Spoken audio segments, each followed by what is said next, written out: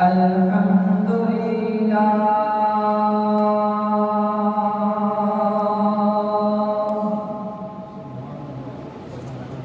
الحمد لله رب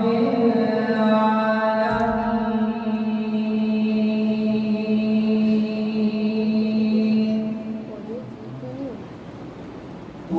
والعاقبة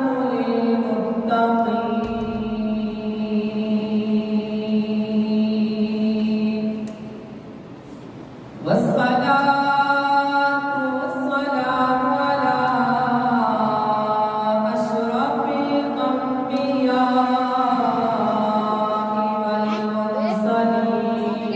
والمرسلين أما بعد فأعوذ بالله من الشيطان الرجيم بسم الله الرحمن الرحيم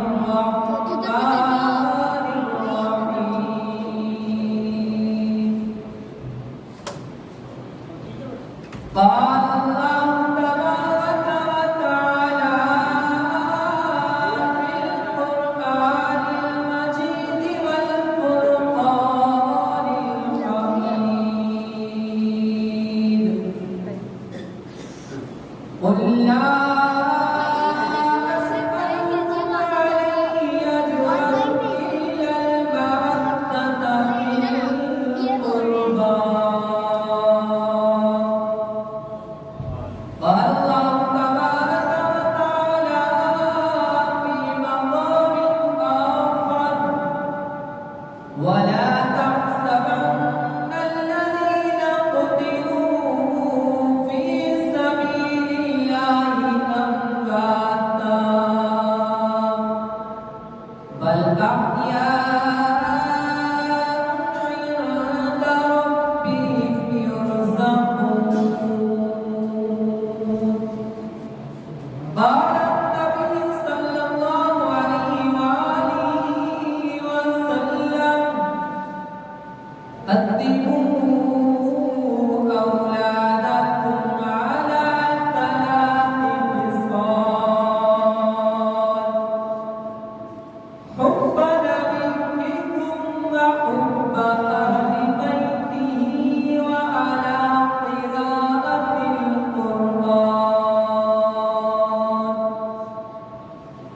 آمنت بالله صدق الله مولانا العظيم وصدق رسوله النبي الكريم الأمين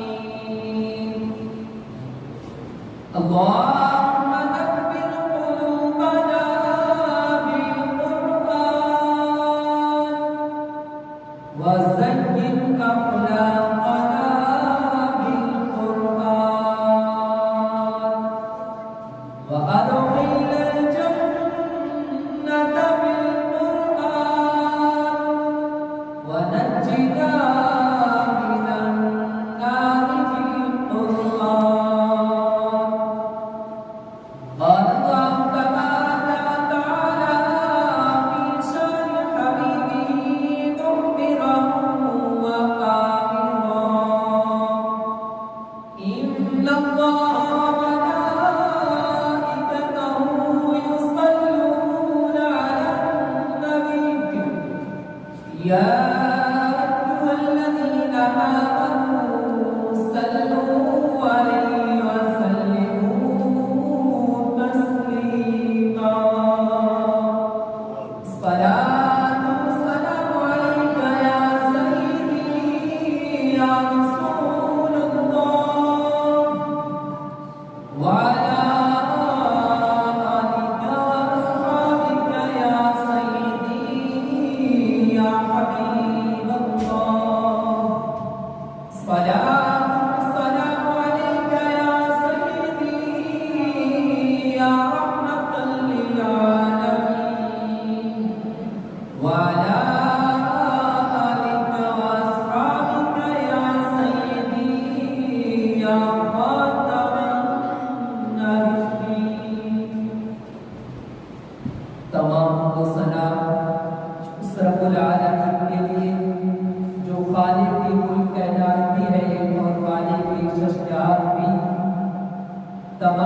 درود و سلام نبی مکرم شفیع معظم والی کونین اللہ کے پیارے امت کے سہارے احمد مصطفیٰ جناب محمد مصطفیٰ صلی اللہ علیہ وآلہ وسلم کی عظیم سواربار میں پیش کرنے کے بعد اللہ رب العزت کی بارگاہ میں دعا ہے کہ مالک رب العزت مجھے آپ کے سامنے حق سچ بیان کرنے اور ہم سب کو اس پر عمل پیدا ہونے کی توفیق کی عظیم عطا فرمائے۔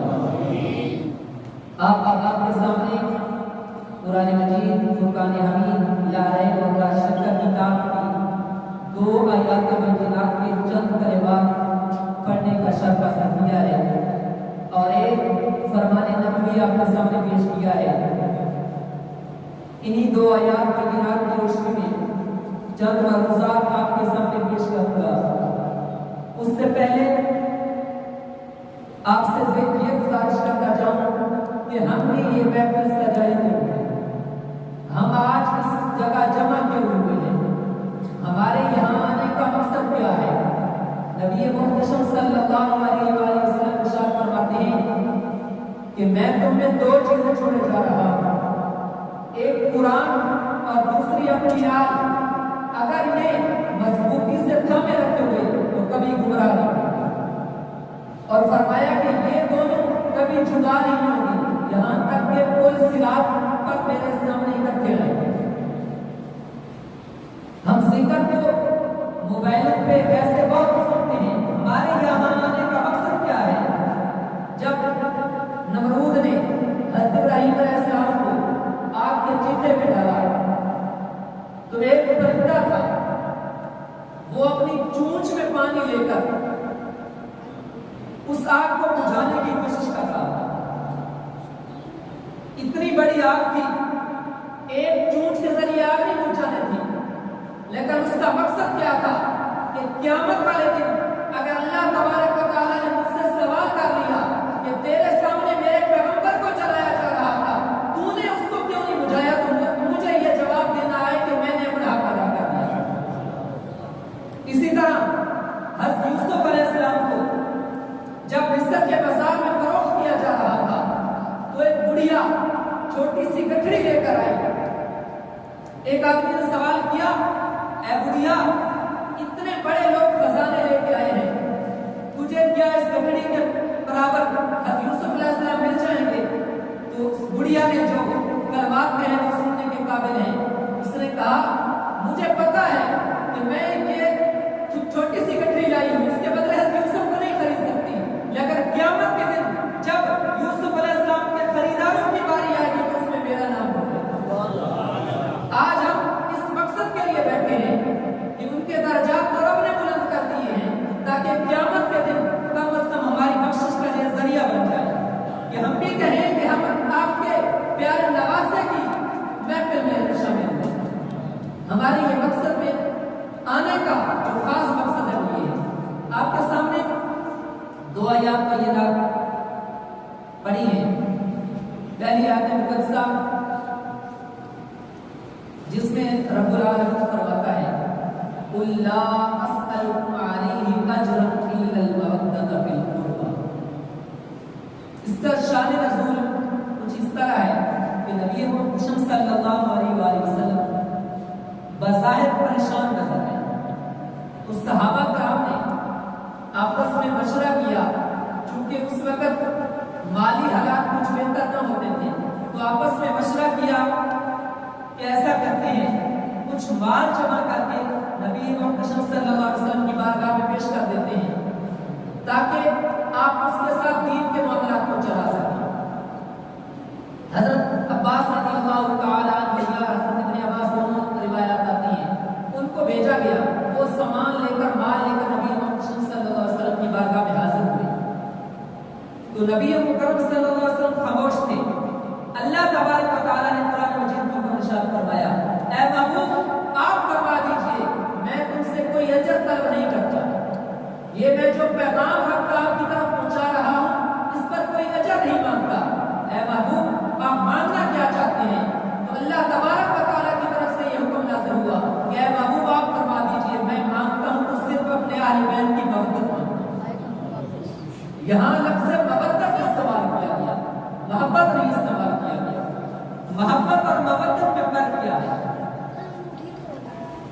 محبت عمومی جیسے کسی کو کسی سے ہو جاتی ہے، مودت یہ ہے کہ مچھلی پانی میں رہتی ہے، اس کو اگر آپ پانی سے باہر لا کر رکھ دیں تو وہ خود بخود ہلاک ہو جاتی ہے، اس کو مودت کہتے ہیں۔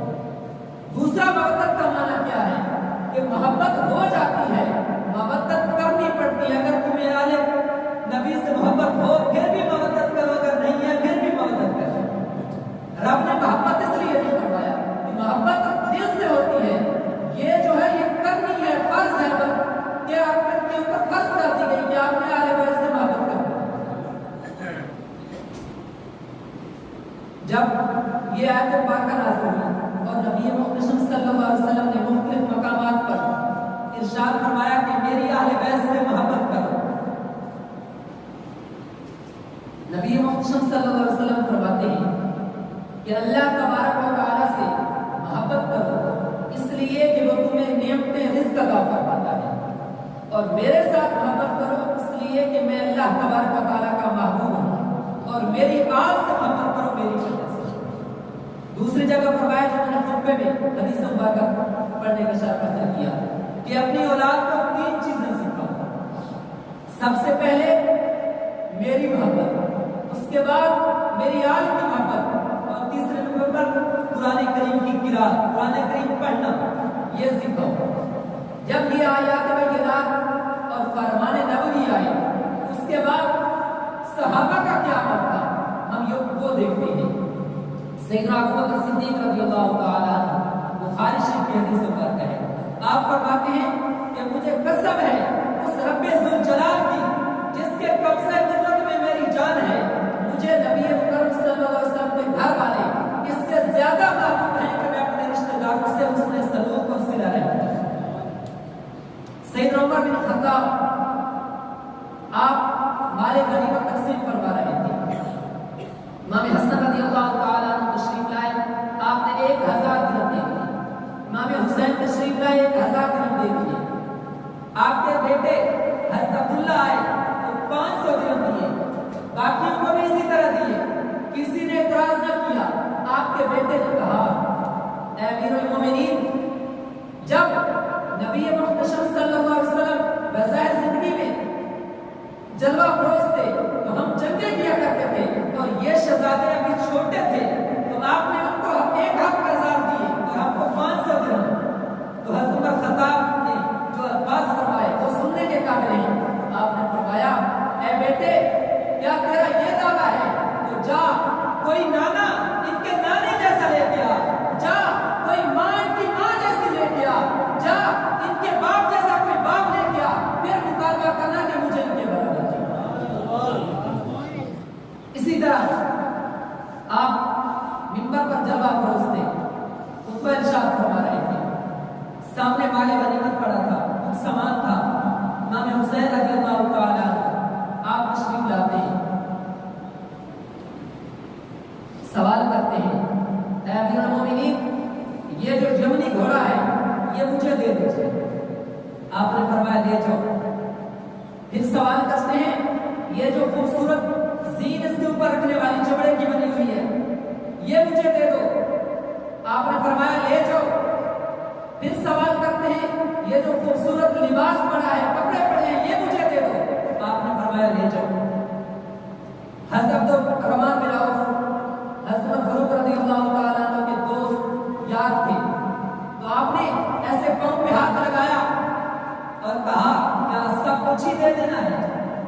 محبت میں کہا، پیار میں کہا، جیسے دوست ایک دوسرے کو کہتے ہیں کیا سارا کچھ ہی دے دو گے؟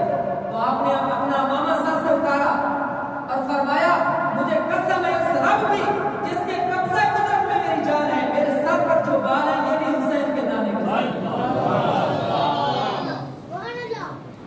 اسی طرح چند یمنی کپڑے آئے حضرت فاروق رضی اللہ تعالیٰ عنہ کی بارگاہ میں، تو آپ نے ان کو تقسیم فرمانا شروع کر دیا، مختلف صحابہ کرام کو بلایا، لوگوں کو بلایا، یہ اپنے لیے لے جاؤ، یہ اپنے بیٹے کے لیے لے جاؤ۔ جب سب تقسیم کروا دیے تو آپ کے غلام، چونکہ آپ کا معمول تھا کہ آپ سب سے پہلے حسنین کریمین کو عطا فرماتے، آپ کے غلام نے پوچھا اے امیر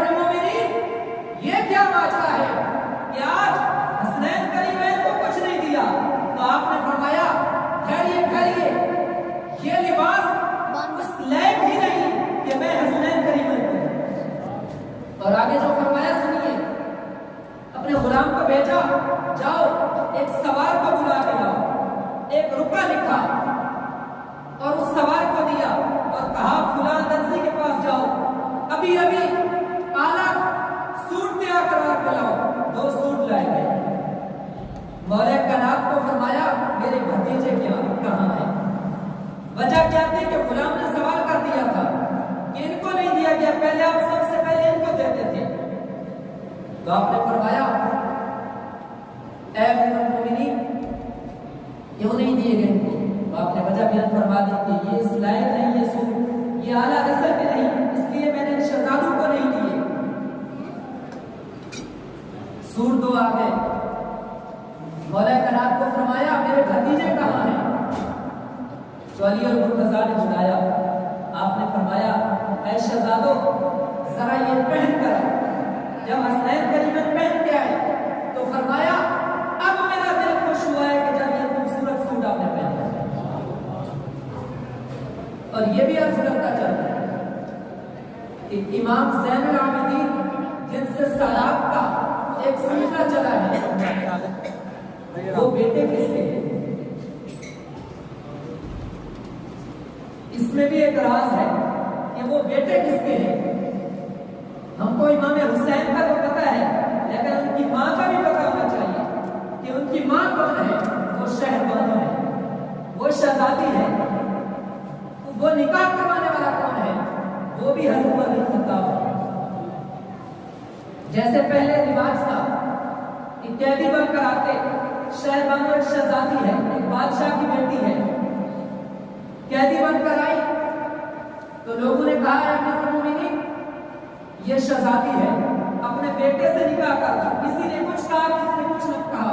تو آپ نے فرمایا یہ شہزادی ہے تو اس کا نکاح بھی شہزادے سے کرو. آپ نے امام حسین اور شہربانو کا نکاح کیا، اس سے یہ سادات کی نسل چل گئی. اور اس ضمن میں ایک جملہ قاری صاحب سے ادب سے گزارش کر کے آپ کے سامنے یہ بھی عرض کرتا چلا کہ امام حسین کی اولاد کا ذکر کیا جاتا ہے، امام حسن کی اولاد کا ذکر نہیں کیا جاتا. کیا امام حسن کی اولاد کربلا میں شریک نہیں تھی؟ اگر شریک تھی تو پھر کیا ساری اولاد وہیں شہید ہو گئے؟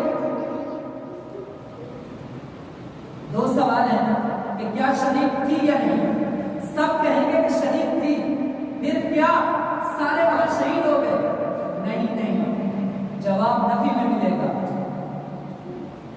سننے کے قابل ہے. وہاں ایک غازی زندہ بچے. امام زین العابدین بہت بڑا مقام ہے، میں ان کی نفی نہیں کر رہا لیکن وہ غازی نہیں ہے. کوئی بتاؤ تو غازی نہیں کہے گا. وہاں سے جو غازی زندہ بچ کے گیا ہے وہ حسن مسنہ ہے، امام حسن کے بیٹے. ان کو زخمی کر دیا گیا.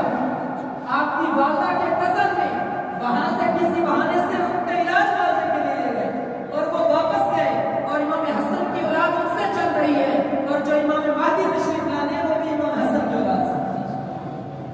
امام حسین کے سادات کا تو ذکر کیا جاتا ہے، ان کی آل کا ذکر کیا جاتا ہے، امام حسن کا کیوں بھلا کیا جاتا ہے. اور ساتھ یہ بھی عرض کرتا جاؤں جیسے قبلہ قاری صاحب فرما رہے تھے کہ جو مولا کائنات کے بیٹے وہاں شہید ہوئے ہیں ان میں ایک کا نام ابو بکر بھی ہے، ایک کا نام عمر بھی ہے، اور ایک کا نام عثمان بھی ہے. اور امام حسین رضی اللہ تعالیٰ ان کا ذکر کرتے ہیں، امام حسن کا بھی ذکر کریں. اکثر روایات جو ملتی ہیں وہ دونوں شہزادوں کے متعلق اکٹھی ملتی ہیں.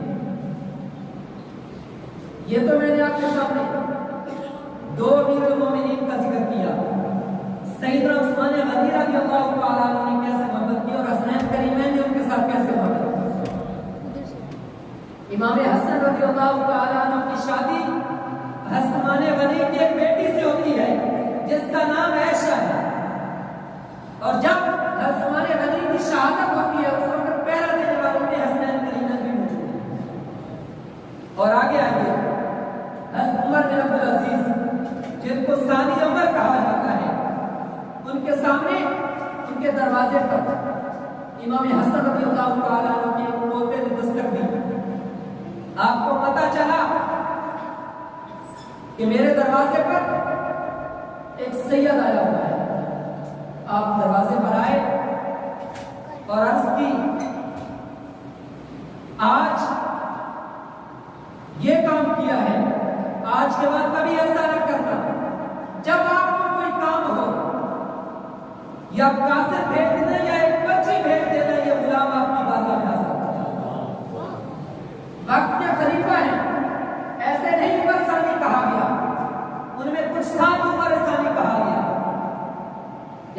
چاہتے ہیں کہ آئندہ یہ زحمت نہیں فرمانی، ایسی کوئی تکلیف نہیں کرنی، قاصد